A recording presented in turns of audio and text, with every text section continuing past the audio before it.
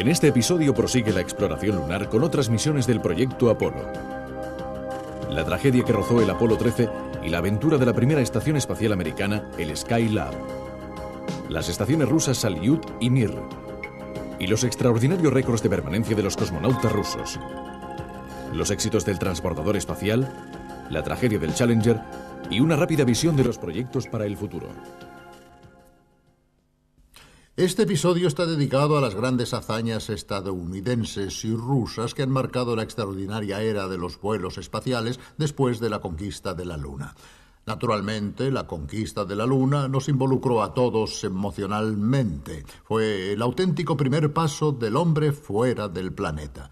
Pero desde el punto de vista tecnológico, el desarrollo experimentado en los años siguientes ha supuesto una fase mucho más refinada. No solo hemos regresado a la Luna llevando incluso una especie de automóvil, sino que se han construido las primeras estaciones orbitales y también vehículos espaciales capaces de regresar a la Tierra como los aviones para poder ser reutilizados después. Ir al espacio, ya se sabe, es costoso y en consecuencia era necesario tener buenos motivos para hacerlo. Por desgracia, el conocimiento, la exploración y el interés científico no eran y no son buenos motivos suficientes. Hacía falta algo más. Y había un par de buenas razones. La primera estaba constituida en aquella época por las ventajas económicas de las observaciones desde el espacio, cosa cierta por otra parte también hoy, o sea, su utilidad para la agricultura, la investigación minera, la oceanografía, la meteorología. La segunda, igualmente importante, era el dominio de las tecnologías espaciales en una época en la que las dos superpotencias se enfrentaban con satélites espía y, sobre todo, con el desarrollo de los misiles. Por consiguiente, recobremos el hilo de la narración después de la conquista de la Luna por el Apolo 11 y veamos cómo fue complementado aquel grandioso programa con los vuelos posteriores, empezando por el Apolo 12. El 14 de noviembre de 1969, el tiempo es pésimo en Cabo Cañaveral, pero el lanzamiento del Apolo 12 tiene lugar igualmente. Es la segunda misión destinada a la exploración de la Luna. Pocos segundos después del lanzamiento, un rayo alcanza el cohete. Se viven momentos de inquietud, pero todo sale bien. Pese al comienzo tormentoso, el Apolo 12 se revela como una de las misiones más tranquilas y fructíferas. Se repiten las maniobras en órbita lunar. El módulo lunar es desacoplado y después acoplado al módulo de mando. Dos astronautas, Charles Conrad y Alan Bean, se trasladan a él. Empieza el segundo alunizaje del proyecto Apolo.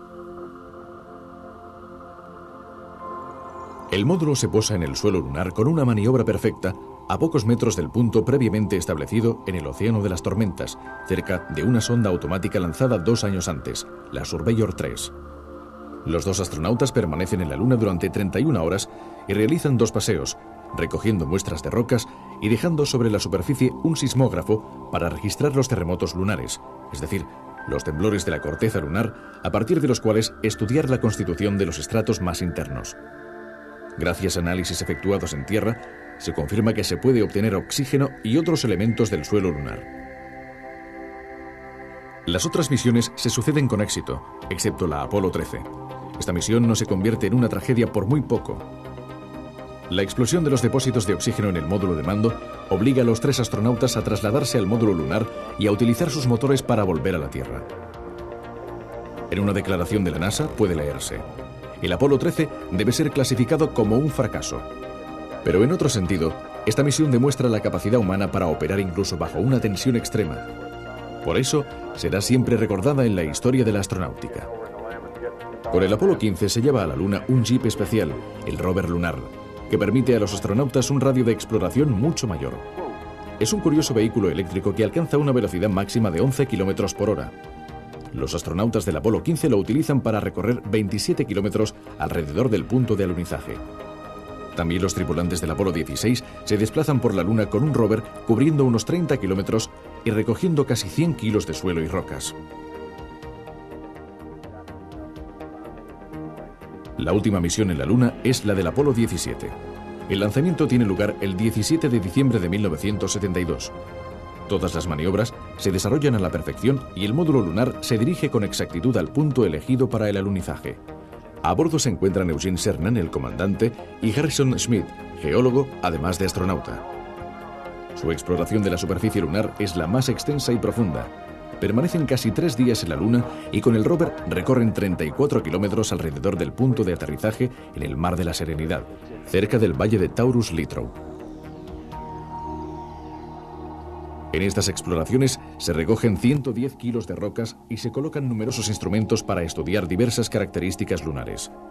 Debido a la escasa fuerza de gravedad lunar, 1/6 de la terrestre, el hombre debe rehabituarse a andar, pero una vez acostumbrado puede valerse de esta característica para trasladarse rápidamente a grandes saltos.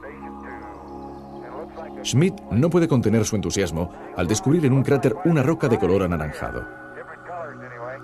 Antes de subir al módulo lunar, los 2 astronautas dejan una placa parecida a la que en 1969 colocaron Armstrong y Aldrin. La inscripción dice: aquí el hombre ha completado su primera exploración de la Luna, diciembre de 1972 después de Cristo. Que el espíritu de paz que ha acompañado esta misión se refleje en toda la humanidad. Una cámara de televisión abandonada en el suelo lunar filma la partida del módulo. Los 2 últimos exploradores de la Luna regresan a la Tierra. Desde entonces, la Luna no ha recibido más visitas de astronautas.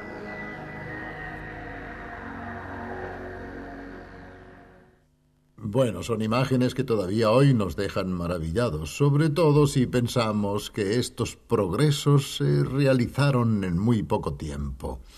Mi madre, que ha asistido gracias a la televisión a las misiones lunares, me decía que cuando era pequeña había visto pegados en las paredes carteles que invitaban a la población a asistir a los primeros intentos de los pioneros de la aviación, y los titulares de los carteles decían: ¿conseguirán volar? Bien, pues durante el transcurso de su vida, las personas de su generación han visto cómo las máquinas voladoras pasaban de las tentativas de planeo al aterrizaje en la Luna. Esta hazaña se narra en un interesante museo de Washington que nuestros enviados han ido a visitar y que muestra y contrapone la actividad de los hermanos Wright y la de los astronautas. Veamos. Este es el primer avión que voló. Se trata del famoso avión de los hermanos Wright. Era el año 1903 y se encuentra aquí, en Washington, en el National Air and Space Museum, el Museo del Aire y del Espacio. Y a pocos metros de distancia está el módulo de mando del Apolo 11, con el que el hombre llegó por primera vez a la Luna. Entre estos 2 vehículos parece haber siglos de distancia, y sin embargo, el tiempo que les separa es en realidad brevísimo, apenas 66 años. 66 años para pasar de los aviones con alas de tela y de madera y con mandos manuales a las astronaves conducidas por ordenador. En los años siguientes tuvieron lugar notables avances y se perfeccionaron los motores, la estructura y la capacidad técnica de los aeroplanos que empezaron a utilizarse en la guerra. Se volaba expuesto al viento y a la lluvia y sin paracaídas. Volar abría nuevos horizontes, ofrecía nuevos objetivos a superar, y aquí, sobre nosotros, está uno de los aviones más famosos de esta época de los pioneros del cielo. Es el Spirit of St. Louis. Como es sabido, con este aparato, Lindbergh fue el primero en cruzar en solitario el Atlántico, travesía que requería días de navegación. 2 años después del final de la Segunda Guerra Mundial, se superó otra frontera, la barrera del sonido. Con este avión, el X-1, se atravesó por primera vez la barrera del sonido. Era un auténtico desafío, porque por otra parte no se sabía cómo reaccionaría el cuerpo humano a esta velocidad. Este extraño avión negro ha marcado una época. Hasta los años 50 ningún avión había salido de la atmósfera, y este aerocohete llamado X-15 lo hizo por primera vez. Los primeros vuelos fueron realizados en 1959 y con los vuelos sucesivos se alcanzaron los 100 kilómetros de altura y una velocidad de 7.000 kilómetros por hora. De hecho, este avión podía realizar, como se dice, vuelos suborbitales. Era, por así decirlo, el eslabón entre los vuelos en la atmósfera y los vuelos orbitales, los vuelos espaciales. Una pequeña curiosidad. ¿Sabían que uno de los pilotos del X-15, aquel aerocohete, era Neil Armstrong, el primer hombre que pisó la Luna? Una pasión por volar verdaderamente extraordinaria. Bien, veamos ahora, en esta evocación de la conquista del espacio, las estaciones orbitales que en los años 70 marcaron una nueva etapa de la astronáutica e iniciaron una nueva competición entre rusos y americanos. Los acoplamientos en órbita y las pruebas de resistencia de los astronautas eran un importante banco de pruebas para verificar la posibilidad de construir más tarde auténticas estaciones espaciales, habitables de forma casi permanente por el hombre. He aquí la crónica de estos hechos. Los conocimientos adquiridos con las misiones Apolo se concentran en el Skylab, una enorme estación espacial construida por los estadounidenses con la tercera etapa del cohete Saturno. Al principio, el Skylab tiene algunos problemas, pero en los paseos espaciales, los astronautas de la primera tripulación consiguen abrir los paneles solares que habían quedado bloqueados durante el lanzamiento. Sin la energía eléctrica producida por esos paneles, muchos aparatos a bordo del Skylab no habrían podido funcionar. Durante la misión, 3 tripulaciones compuestas por 3 astronautas cada una permanecen largos periodos en la estación espacial, llevando a cabo experimentos sobre la fisiología del cuerpo humano en condiciones de ingravidez y tomando miles de fotografías de la superficie terrestre. También el Sol es estudiado por los astronautas del Skylab y, sin el velo opaco de la atmósfera, se consiguen imágenes extraordinarias de los fenómenos más importantes: las gigantescas protuberancias que se levantan cientos de miles de kilómetros o las fulguraciones, violentas tormentas magnéticas cuyas consecuencias pueden sentirse incluso en nuestro planeta. El Skylab cae en la Tierra, desintegrándose al entrar en contacto con la atmósfera en 1979. Durante los años 70 tiene lugar otra misión, importante sobre todo por su valor simbólico. Es la misión Apolo-Soyuz, el acoplamiento en órbita de una nave estadounidense con su equivalente soviética. Es la primera vez que estadounidenses y soviéticos, enfrentados por la Guerra Fría, colaboran en el campo espacial. Las 2 cápsulas se lanzan con pocas horas de diferencia el 15 de julio de 1975 desde las bases de Baikonur y de Cabo Cañaveral. La cita en el espacio se logra a la perfección. Durante una semana, las 2 naves permanecen acopladas y las tripulaciones llevan a cabo varios experimentos y observaciones. Con esta misión concluyen los vuelos de las cápsulas Apolo. La NASA ya está pensando en una nueva manera de viajar por el espacio, un transbordador utilizable varias veces, el Space Shuttle. Entretanto, los soviéticos realizan con éxito la serie de estaciones espaciales Salyut, en las que las tripulaciones pasan algunos meses en órbita, demostrando así que el cuerpo humano puede sobrevivir durante largos periodos de tiempo en ausencia de gravedad. En estas estaciones se desarrollan complejos experimentos científicos y se estudia en profundidad la superficie terrestre, la atmósfera y los océanos. Las observaciones astronómicas son numerosas, especialmente de fenómenos que no son visibles desde la Tierra debido a la atmósfera, como las emisiones de rayos X, de rayos gamma y de rayos ultravioletas de las estrellas, de las galaxias e incluso del Sol. A las estaciones de la serie Salyut pueden acoplarse a la vez 2 naves Soyuz. La maniobra se realiza por primera vez sin problemas en enero de 1978. La Soyuz 27 se acopla a la estación espacial a la que ya estaba unida la Soyuz 26, que había atracado un mes antes. Para abastecer la Salyut, los soviéticos utilizan naves sin tripulación, las Progress, que hacen de enlace entre la Tierra y el espacio, suministrando a las estaciones combustible, oxígeno, víveres, instrumentos científicos y recambios, y también llevando el correo a los cosmonautas. En la estación Salyut 7 se encuentra la segunda cosmonauta soviética, Svetlana Savitskaya. Junto a Savitskaya están otros 4 cosmonautas. Los sistemas de a bordo, proyectados para albergar 5 personas como máximo, son puestos a prueba. A su regreso del espacio, Savitskaya reemprende su actividad como piloto de pruebas.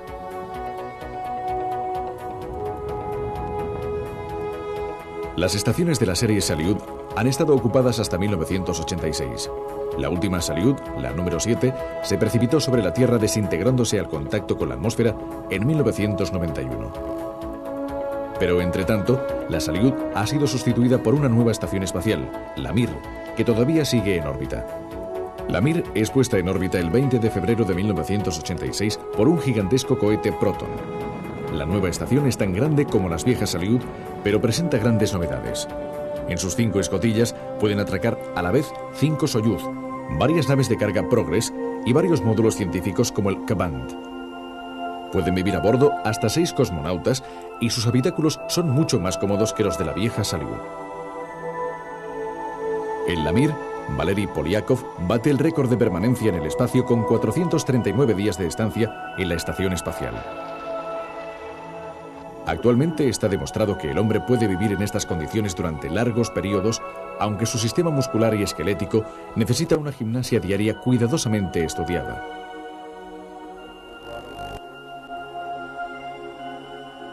Y es en la Mir donde Sergei Krikalev se queda, por así decirlo, olvidado, cuando a finales de 1991 la Unión Soviética entra en crisis y se fragmenta en repúblicas independientes.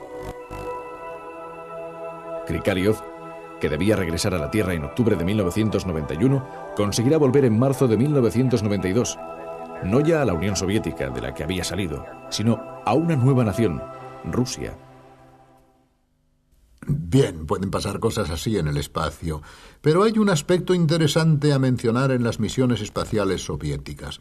Mientras que los astronautas estadounidenses regresaban, como sabemos, con el clásico splashdown en el océano, en las proximidades de una nave de apoyo, los soviéticos, en cambio, caían directamente sobre la dura madre tierra con la ayuda de un paracaídas. Durante muchos años los soviéticos no facilitaron detalles de estas entradas. Ahora, en cambio, sabemos muchas cosas, algunas muy curiosas. Nos ha hablado de ello nuestro enviado, que ahora nos ofrece una breve entrevista realizada en Moscú con el segundo astronauta soviético después de Gagarin, German Titov. General Titov, ¿cómo les explicó a las primeras personas que le encontraron que no era un extraterrestre? Cuando volví a tierra, el paracaídas principal se abrió a una altura de casi 4,5 kilómetros. Poquísimos minutos después de haber tocado el suelo, apenas transcurrido el tiempo de recuperar el aliento, vi a 3 hombres que se acercaban en motocicleta. Se pararon no muy lejos de mí, a 15 o 20 metros, y se quedaron mirándome con atención, observándome. Les dije: chicos, ayudadme a quitarme el traje espacial. Ellos me miraban y no bajaban de las motocicletas. Después me preguntaron: ¿eres Titov? ¿Vienes del espacio? Sí, del espacio. Entonces, bienvenido. Y se lanzaron sobre mí y empezaron a ayudarme. Les pregunté: ¿por qué estabais tan recelosos? Y ellos dijeron: estábamos trabajando en el campo y oímos unos disparos. En efecto, el astronauta es catapultado fuera de la nave mediante unas cargas explosivas. Caían algunos objetos del cielo. No comprendíamos qué estaba pasando. No había paracaidistas, nadie. Después te hemos visto a ti con el traje espacial de color naranja.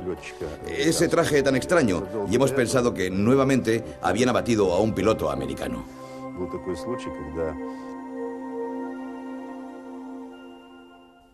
Los últimos avances en la conquista del espacio los llevan a cabo los estadounidenses con un vehículo espacial totalmente nuevo, el transbordador espacial.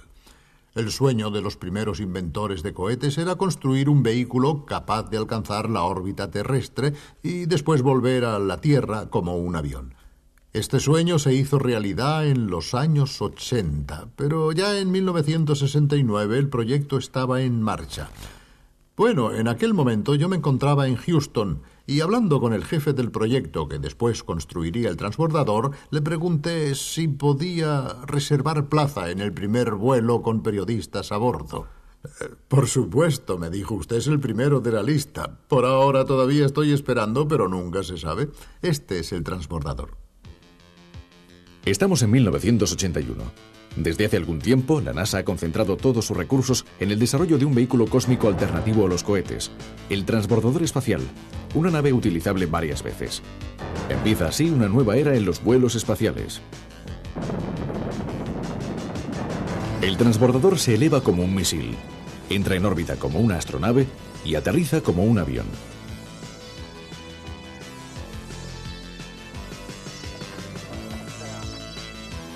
Así es como funciona. Un par de minutos después del despegue, se sueltan los 2 grandes cohetes auxiliares ya consumidos. Estos cohetes, mediante paracaídas, caen suavemente en el Atlántico, son recuperados y pueden volverse a utilizar 25 veces más.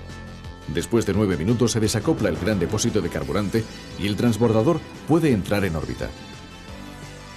El transbordador Columbia despega de la rampa de Cabo Cañaveral el 12 de abril de 1981 a las órdenes de John Young, un veterano de las misiones lunares que vuela al cosmos por quinta vez. La característica más importante del transbordador es la gran bodega de carga que podría contener toda la estación Mir soviética. Desde esta bodega transformada en rampa espacial, la NASA piensa lanzar los satélites.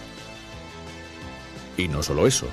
En esta bodega también se cargarán los satélites recuperados por los astronautas para devolverlos a la Tierra o repararlos inmediatamente.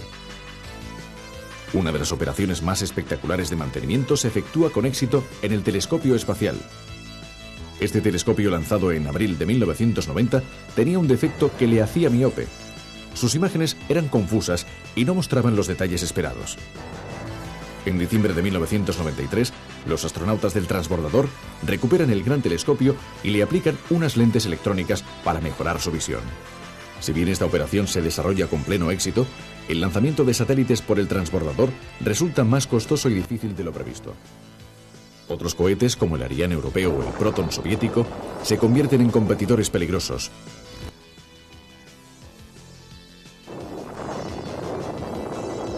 Pero el transbordador tiene otras muchas cosas que ofrecer. Puede albergar hasta 7 personas con posibilidades de trabajar, de realizar experimentos y de vivir con bastante comodidad. En 1983, en el transbordador vuela la primera astronauta americana, Sally Ride. En una misión del año siguiente, entre los 7 componentes de la tripulación se encuentran 2 mujeres, de nuevo Sally Ride y Katherine Sullivan, que se convertirá en la segunda mujer que paseará por el espacio, precedida pocas semanas antes por Svetlana Savitskaya a bordo de la Salyut 7. A mediados de los años 80, el transbordador se considera un éxito, tanto para ser utilizado con fines comerciales como con fines científicos. Pero el 28 de enero de 1986, el programa sufre un golpe imprevisto. La rotura de una guarnición en uno de los 2 cohetes auxiliares provoca una tragedia. El Challenger explota después de 73 segundos de vuelo. Los 7 miembros de la tripulación, entre ellos una maestra que debía dar algunas lecciones desde el cosmos, perecen en el accidente. Los vuelos se suspenden durante más de 2 años. El transbordador, completamente renovado y dotado con los mejores sistemas de seguridad, vuelve a volar en 1989. Cada año realiza 6 o 7 misiones. Sigue dedicado al lanzamiento y al mantenimiento de satélites, pero su principal función en el futuro será la construcción de una gran estación espacial multinacional que se llamará Alpha.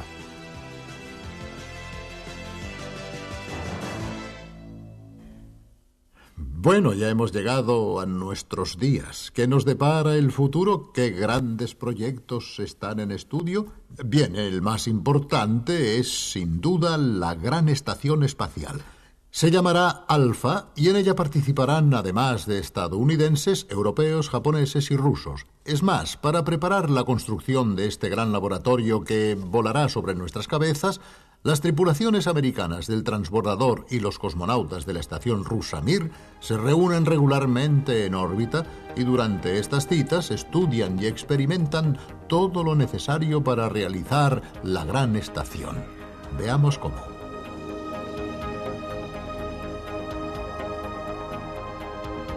La Estación Espacial Alpha es el próximo gran programa espacial. Veámosla en una animación por ordenador. Proyectada inicialmente por los estadounidenses con la colaboración del Canadá, del Japón y de la Agencia Espacial Europea, Rusia también participará en el desarrollo y en la construcción de la Estación Espacial Alpha. Es más, un acuerdo entre estadounidenses y rusos prevé la utilización de la estación Mir como laboratorio para preparar el montaje en órbita de la nueva estación. De hecho, el ensamblaje del corazón de la estación será efectuado por astronautas americanos y rusos que utilizarán el transbordador espacial y la estación Mir.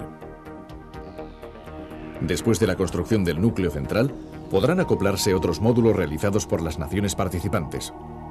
En previsión de este esfuerzo conjunto, en junio de 1995, el transbordador espacial se acopló en órbita a la estación Mir para efectuar una prueba general y comprobar si las tecnologías estadounidense y rusa eran compatibles. La cita ruso-americana varios años después del famoso encuentro Apolo-Soyuz se desarrolló a la perfección. La próxima etapa será el inicio de la auténtica construcción y tendrá lugar en los primeros años del próximo milenio. La estación espacial será muy versátil y flexible. Son numerosas las funciones que actualmente ya tiene asignadas. Servirá como centro de investigación biomédica para estudiar el comportamiento del hombre en condiciones de ingravidez, permitirá desarrollar nuevas tecnologías que utilicen la microgravedad e incluso podría convertirse en una central eléctrica que transformara la energía solar en microondas y las transmitiera a la Tierra. La Estación Espacial Alpha también funcionará como hace hoy en pequeña escala el transbordador, como taller de reparaciones para satélites averiados y como base de lanzamiento de sondas destinadas a estudiar otros planetas del sistema solar. En resumen, se podrán hacer muchas cosas en el espacio. Algunas ya están previstas, otras todavía deben definirse, porque el problema, como siempre, es la financiación. Pero lo que hemos visto en este episodio nos ha permitido comprender que la capacidad inventiva y tecnológica del hombre se abre sobre fronteras siempre nuevas. Me quedó grabada una frase que un día dijo Wernher von Braun, el creador del vuelo a la Luna. Durante mi vida, dijo, he aprendido que la palabra imposible en realidad no existe. Bueno, quizás no sea exactamente así, pero hay algo de verdad en ello si observamos lo que ha sucedido en estos decenios en el espacio, y no solo allí. Hasta pronto, adiós.